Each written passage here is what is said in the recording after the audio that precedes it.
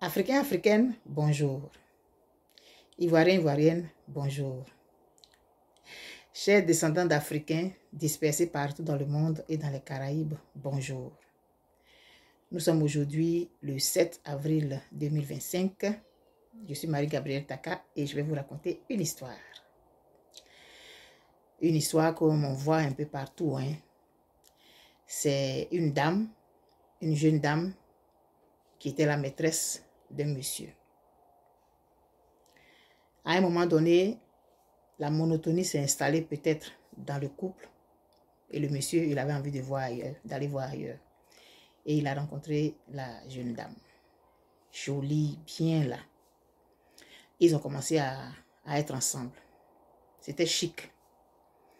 À un moment donné, leur rendez-vous, c'était au travail. Pendant qu'il était au travail, il est midi. Et tranquillement, elle a commencé à exiger qu'il passe la nuit avec elle. Une première nuit, il a menti à la maison. Et ça a commencé à devenir maintenant une habitude. Tantôt, il s'en va en mission. Tantôt, ils ont un travail à faire qui va finir tard. Tantôt ceci, tantôt cela. La femme, elle voyait tout ça. Et les gens lui disaient, quand ton mari commence comme ça, là, c'est qu'il y a une femme dehors. Mais elle n'avait pas les preuves. À un moment donné, certains collègues du monsieur sont devenus amis à la dame. Tranquillement, elle a commencé à connaître quelques membres de la famille du monsieur. Et ces personnes parlaient mal de la femme, de leur frère, cousin, peu importe. Elle est acariâtre, elle est méchante, elle est ceci, elle est cela. Et elle, c'est à elle on disait ça, que ce n'est pas une bonne femme, on ne sait pas pourquoi il est avec elle, normalement il doit la laisser, nous on ne l'aime pas, en tout cas c'est toi qu'on aime, des choses comme ça. Et ça a mis quelques années quand même. Et au fur et à mesure, elle prenait de la place. Et quand il était avec elle, que sa femme appelait, elle se taisait. Et il racontait des trucs, soit je t'ai dit que je partais en mission à Korogo, alors que peut-être qu'il est à Bouaké. Donc c'était comme ça chaque fois. Et quand elle lui envoyait les messages, quand il lisait, il supprimait en même temps. Donc tout ça là, elle voyait le monsieur faire ça. Et le monsieur lui disait que quand tu m'envoies les messages, dès que je lis, je supprime. Et donc tout ce qu'il faisait chez lui, pour pouvoir la retrouver, toutes les techniques, tout ça là, il lui en parlait. Donc elle savait tout ça. Et un peu, il y a des personnes de la famille du monsieur qui ont su qu'il avait cette maîtresse-là. Eux, ils n'étaient pas contents. Il y en a, ils ont eu à la rencontrer à quelques reprises. Ils lui ont dit carrément qu'on n'est pas d'accord avec ce que tu es en train de faire. Le monsieur, il a sa femme, ça fait des années, ils ont des enfants. Toi, tu es une dérangeuse, tu viens déranger le foyer. Donc, des choses comme ça. Mais le monsieur lui disait, c'est toi, j'aime. Jusqu'à un moment donné, il a dit, mon cher, il faut que tu choisisses entre elle et moi. Ils ont fait quelques années ensemble. Moi aussi, je dois faire mes enfants. Je vais faire mes enfants avec toi. C'est avec toi que je veux rester. Donc, tranquillement, comme ça, elle mettait la pression sur le monsieur. À la maison aussi, ça commençait à aller mal. Parce que la femme, elle était sûre que son mari la tombait, mais elle n'avait pas les preuves. Donc, il y avait toujours les disputes là-bas maintenant. Et quand il y a dispute comme ça, il s'en va se retrouver dans ses bras. Et il lui parlait de sa femme. Oui, elle est comme ça, elle est comme ça, elle est ceci, elle est cela. Et puis un jour, elle a croisé la femme du monsieur. Elle a tout fait pour aller. Elle a connu où la femme travaillait. Elle allait là-bas. Elle allait faire un scandale. Et tout ce que son mari lui avait dit là, elle a dit ça à la femme.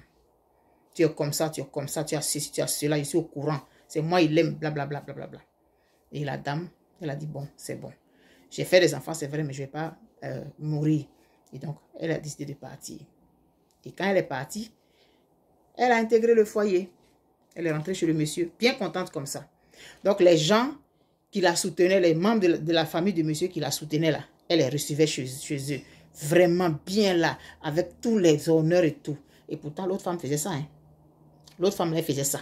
Mais à un moment donné, quand elle s'est rendue compte que les gens n'étaient pas sincères, elle s'est refermée sur elle-même. Et on a dit qu'elle est méchante et tout. Donc, c'est là, quand elle est arrivée là, ils lui ont déroulé le tapis rouge. Donc, ils venaient les recevoir. Et puis, au fur et à mesure, ils ont lui donné les informations sur la famille. Donc, elle savait beaucoup de choses sur la famille comme ça. Donc, elle savait par où attraper telle personne, qui avait tel défaut, qui avait ceci, qui avait cela. Et c'était comme ça. Elle a commencé d'abord sur les enfants du monsieur. Elle a commencé à les serrer. Quelques enfants ont décidé d'aller avec leur maman. Il y en a qui sont restés. Maintenant, les membres de la famille qu'il avait accueillis là, elle a commencé maintenant à les soupçonner. Puisque quand elle était avec lui là, c'était ceux-là qui faisaient les rapports. Donc elle s'est dit, mais s'ils ont fait ça avec avec lui, c'est qu'ils vont faire avec moi aussi.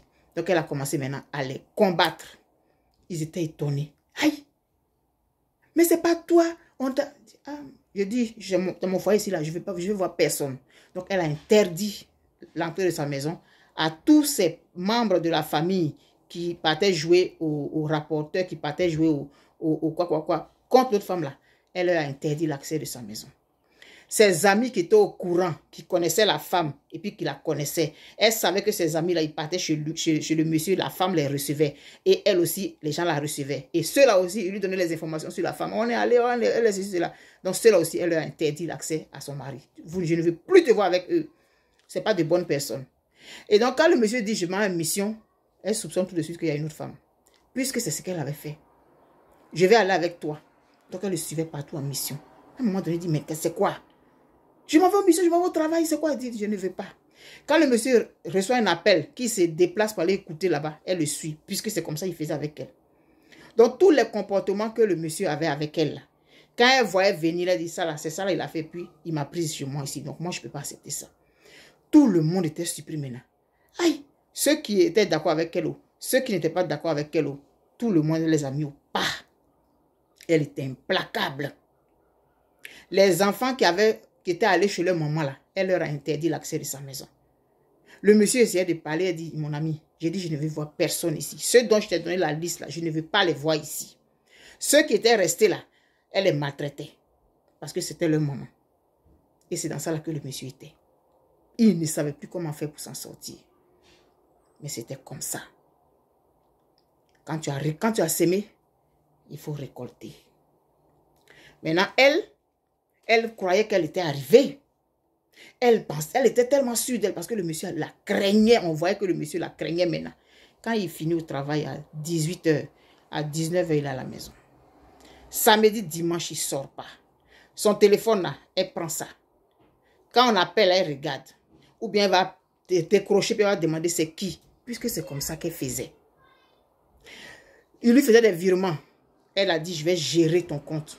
Parce qu'elle se rappelait que le monsieur préférait prendre l'argent du couple pour aller l'entretenir plutôt que de s'occuper de sa femme et de ses enfants. Les cadeaux qu'elle faisait aux parents de son mari, tout ça là, elle a arrêté. Elle a eu la place.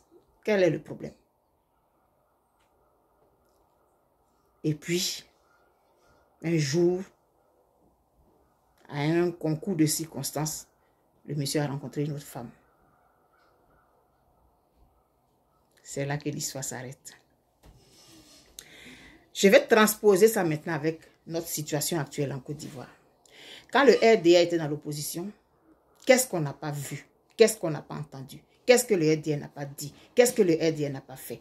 Grève sur grève. Toutes les décisions qui étaient prises, le RDA était contre. On n'a pas mis le nom de son leader sur la liste électorale. Et bruit partout, casser les trucs, casser, brûler partout, grève de ceci, cela. Quand on dit ça, les bacs 40 ans, quand on dit ceci, cela, affiche. Vraiment, c'était pas facile. Aujourd'hui que le RDA est au pouvoir, on ne peut pas pisser. Ce que lui-même, il reprochait avant là, c'est ce qu'il fait et pire. Comme l'histoire de cette femme. Lorsque cette femme était derrière, dehors, et elle faisait des cadeaux à gauche et à droite, elle avait l'intention d'intégrer le foyer. Donc, elle s'est dit que si quelqu'un veut prendre la place, la personne va faire la même chose. Comme le RDA a procédé comme ça, en ayant un objectif bien précis dans la tête, en promettant de tout nyangami, en promettant de mélanger, en criant l'exclusion, en criant, se victimisant tout le temps, le RDA pense que les autres vont faire la même chose parce que c'est comme ça qu'il a procédé avant d'arriver. Si je vais donner tous les détails et tous les comportements que le RDA a eu. Le RDA s'est entouré de certaines personnes qui l'ont aidé à entrer à la présidence. Comme cette dame-là, elle s'est fait aider par les proches de son mari, par des amis de son mari. Le RDA a utilisé des gens du pays pour entrer. Des gens, des enfants, des membres de partis politiques, c'est-à-dire que la famille, les membres de partis politiques, la famille éloignée, les amis et tout, il s'est servi de chacun pour entrer. Et toutes ces personnes dont il s'est servi là, les a mis à l'écart. Et c'est comme ça que la femme aussi a procédé. Tous ceux qui étaient amis à son mari, qui la supportaient et qui cautionnaient sa présence là, qui savaient ce qu'on disait de la femme qui est dans le couple, elle n'a plus jamais voulu avoir affaire à cela. Et c'est ce que le RDR fait. Donc le RDR, c'est la Chiza, la maîtresse, le deuxième bureau qui était dehors, qui a usé de tous les subterfuges pour entrer dans le couple, pour briser le foyer et puis rentrer. Et maintenant qu'elle est rentrée là, personne d'autre ne doit entrer. Tout ce qu'elle critiquait hier là, c'est ce qu'elle fait aujourd'hui.